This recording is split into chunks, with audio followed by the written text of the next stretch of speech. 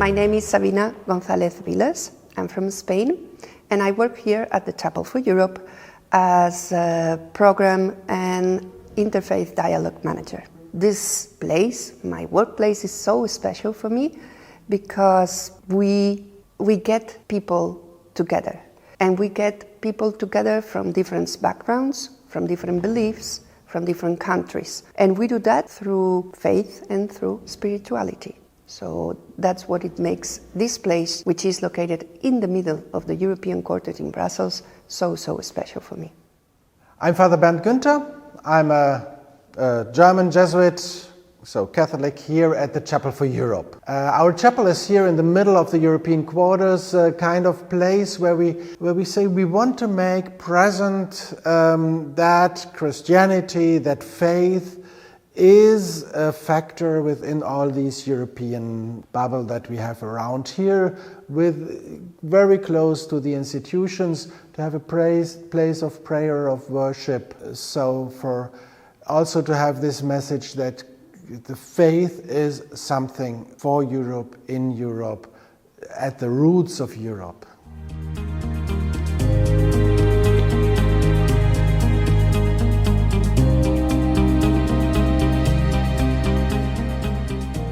Let's say as a Christian value, when we open the chapel that has a specific times during the day, the doors are open. This means that everyone is welcome. Of course, that's a risk, but we assume the risk of anyone wanting to enter and maybe damaging some of the things that we have here, or even trying to damage the ones who work here.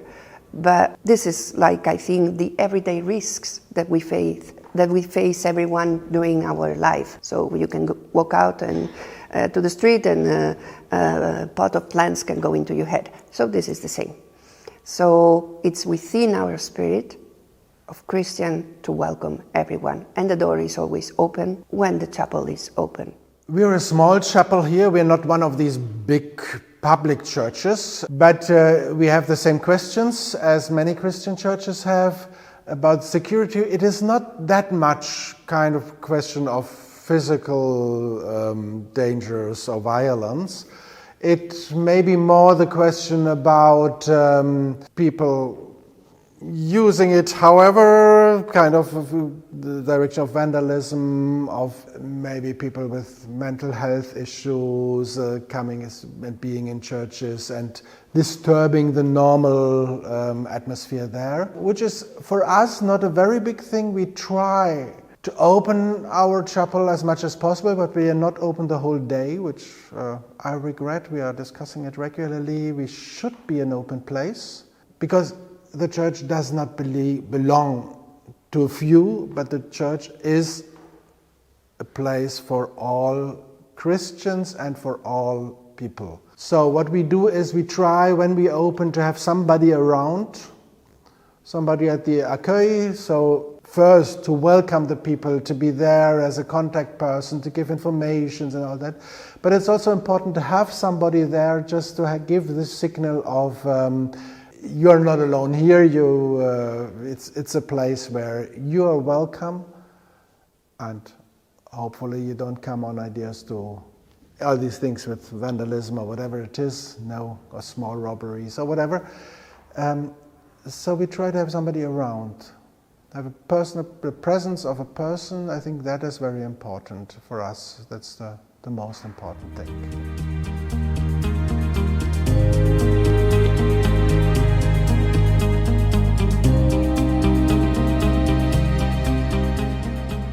I think that the main challenges that we as a faith-based organization we're facing is that people are seeking for spirituality. They don't know what kind of a spirituality, but it's true that some of them are like against anything, let's say, churchy. So what we try to do here is just open our doors, show them what the church is, and see that the church, maybe this will break their ideas, the prejudices that they had before, and see that maybe attending an art exhibition, a movie night, conferences. Faith is something else, and spirituality is something else.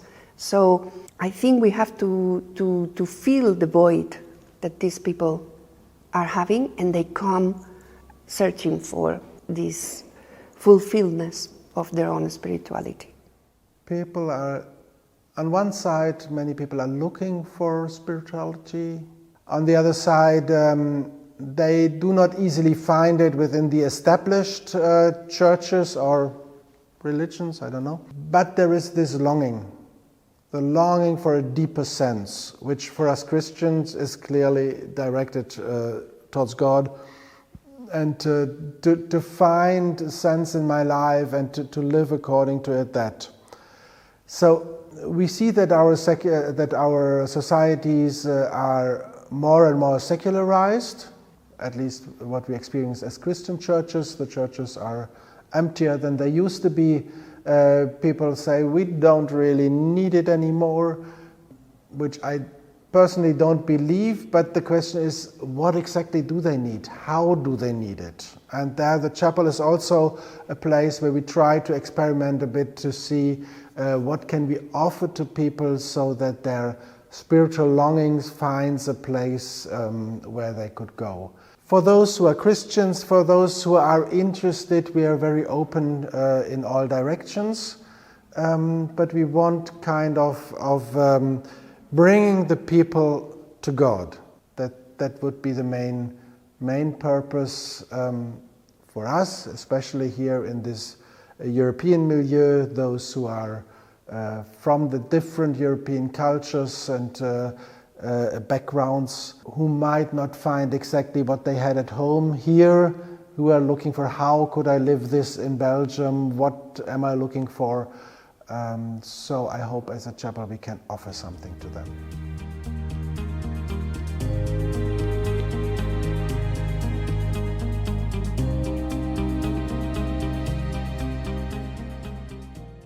I think it's essential. I think that we cannot avoid nowadays the situation of living together with people of other faiths. And what we are facing most of the times is fear. Fear to the other, fear to the unknown. And with interfaith dialogue, what we try to achieve is, first, know the other one. Understand the other one. Understand maybe and learn about the rituals, the faith, the important, let's say, milestones within their faith. And it's not just that I have to agree with the other one. It's not just that the other one wants to convince me of his faith. You have to stay strong with your faith. And you have to start an exchange. And maybe learn how to disagree well. Okay, we don't agree, but I understand your point and you understand mine. That's it. And that's something that right now cannot be avoided, because societies are becoming more and more diversified and trying not to make polarized societies, but unify societies, and that everyone works towards the common good, because all religions want the common good of the people of faith. That's what we have to do. Faith is important, I strongly believe, for everybody.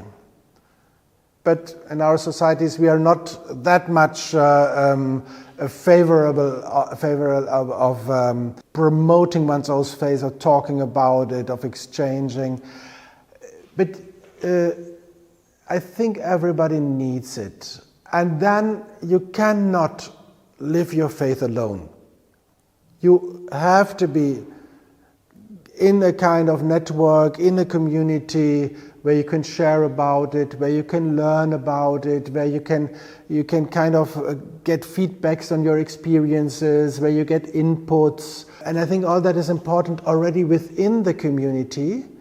But within our society, we see that we have to come together from the different communities. Already within Christianity, it is a challenge to bring the different churches together, but it is also the same importance to bring the people of different faiths together, to be able to talk about my own experience and to listen, to really listen to the experience of the others, and to be able to communicate what is important for me, what is important for you. How do we belong together in our search for spirituality, our search for God, and our search for what is important in our lives? And there, I think, if we really come to listening to one another, so not only exposing my experience, that's it, but seeing that others make very interesting experiences in different ways, we can learn a lot. And it is good for myself to have to explain it. And it's good to listen and to learn from others what they experience in their life. And I think the interfaith dialogue is really something that brings those in the society together who are looking out for faith in a society where often enough you're not really invited to talk about your faith. Let us help one another with that. Let us reaffirm one another of our ways with our faith.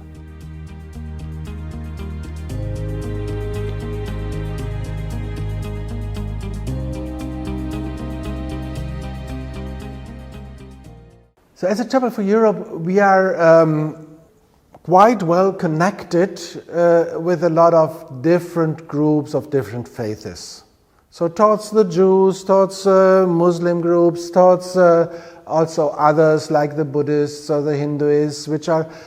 The first thing is, as the chapel, we are within the European bubble, the European milieu, because, and there are others also who say, for us it is important that our faith has a place in Europe. So we are in contact with a good number of groups, and from time to time we try to organize here conferences, workshops, ateliers, different things, normally in collaboration, to invite the people to enter into this way of listening to one another and learning from one another, and together living in this society, being witnesses of our faiths in this society, which really needs it, I think.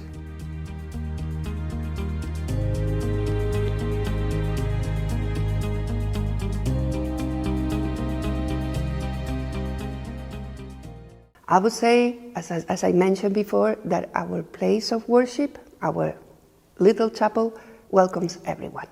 And that's already a lot. I mean, having in our DNA that anyone who comes through the door is welcome.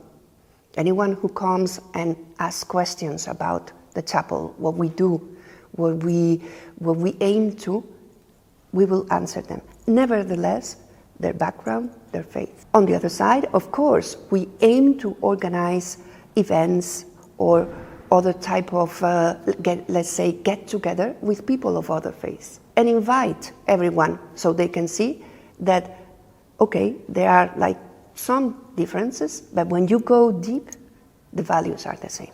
So we are all the same. And I think that's something that we want to transmit to the people who visit the chapel, or who visit our social media or our YouTube channel. And we have to work, as was said before, towards peace and towards the common good. Our mission is especially towards the European level. So we're trying to bring the people together. We're trying to invite, we're trying to be an open house, a place of prayer, of worship within this European quarter. And I think the very important thing is that we offer this kind of mixture of, partly we have reflection on what is going on what happens in Europe, what is really the daily questions that are important for the people. Then spirituality, to offer them, to develop, to offer people of all these European countries, to offer them to develop their own spirituality, to learn about it, to deepen the faith. I think that is something we always get the feedback that there are many people who are looking for it. So, and then also in this kind of the dialogue with others, interfaith dialogue, is a very important thing. To bring this together at this place, so really to have a kind of a physical address where this can happen, to where we are able to invite everybody and to say, you're welcome, come here. Let us be together, let us talk, let us celebrate together, let us pray together. I think there is something which we can really offer, because at least in my observation, within this European level, there are not many places for that. The different groups have their own, whatever, churches, communities where they come together, but really to bring them all together. In the offices, they are sitting desk by desk, very mixed up together. But also for the questions of faith, of what gives sense to my life, to bring them together and not to keep them in their Spanish, German, Polish, whatever community. I think that is for the Europe in the long run very important that we together, the different churches, but also the different religions, that we give this, that we support all those who are standing for their faith in their societies or here in the Brussels European society.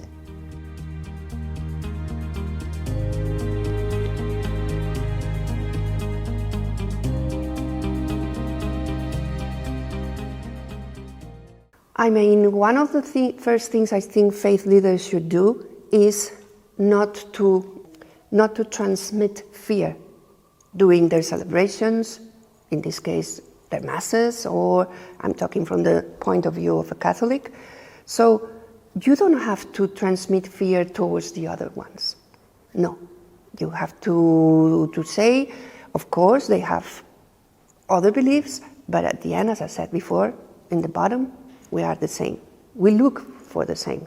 So it's a very important role. I think, of course, here in the chapel, that's in our DNA. That's for sure.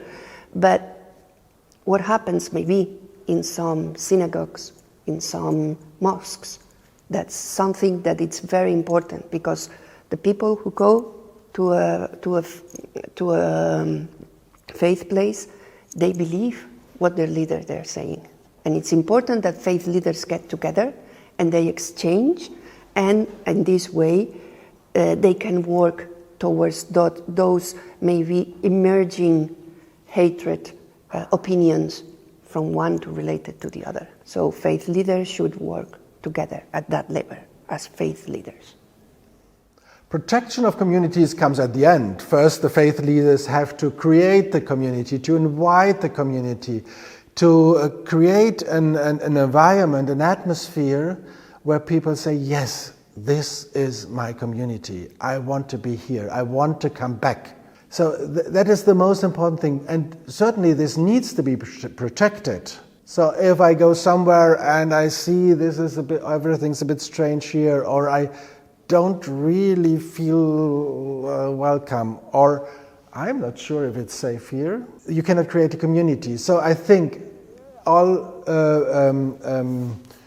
faith leaders have to make sure that their places of worship are places of welcome, of hospitality, places where people feel well, feel at home, and not, is it okay here or not? So I think that is, in my opinion, the most important thing. Certainly, those communities who really have security issues, there the leaders have to make very sure that this balance between keeping up an open house and hospitality and kind of making sure that nothing can disturb this. To find there the right balance is a very difficult task, and that must come from the leaders to make sure everybody can feel at home without feelings of insecurity or so.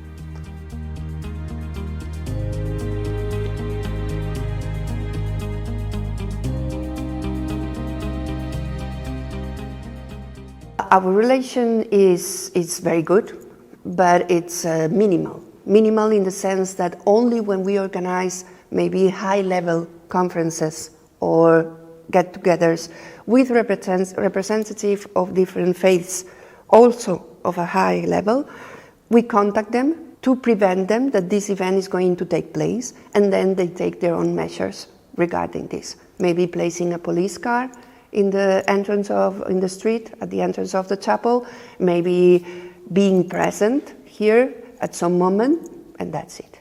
But thank to God, we have to say that we never had any issue at all.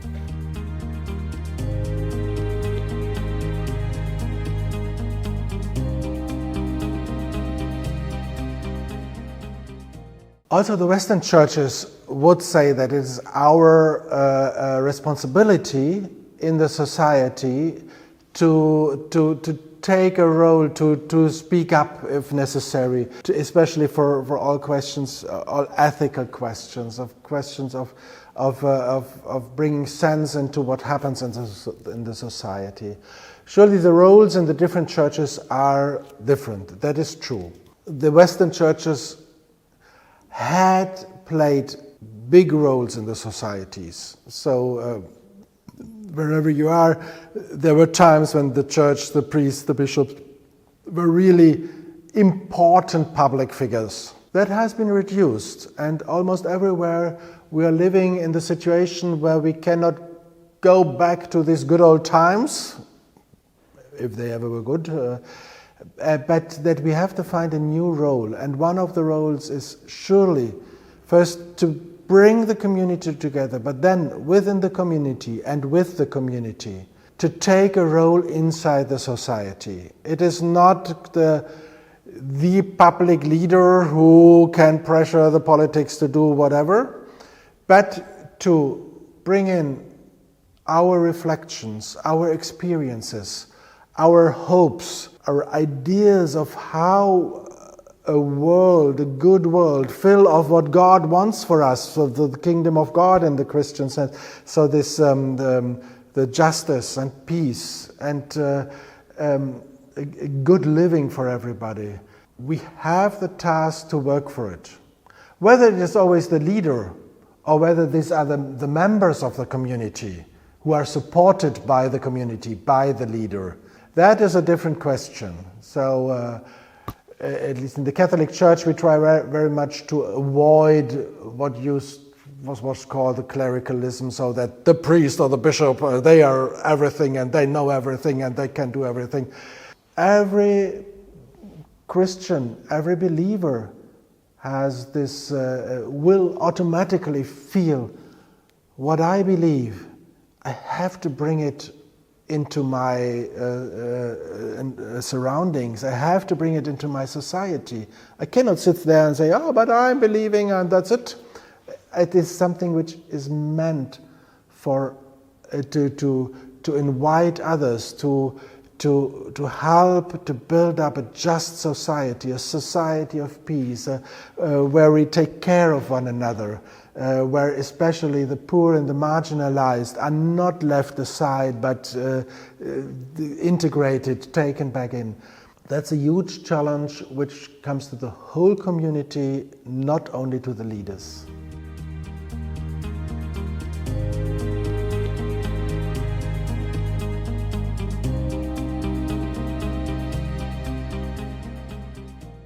Well, that's a complicated one because really it depends also I mean, my advice, I think I can give them to other churches, but I don't feel sufficient, let's say, with enough knowledge to give my advice to other faiths. So to my own churches, I think we have to keep the door open and we have to welcome everyone, because it's within our spirit of Christians to welcome everyone.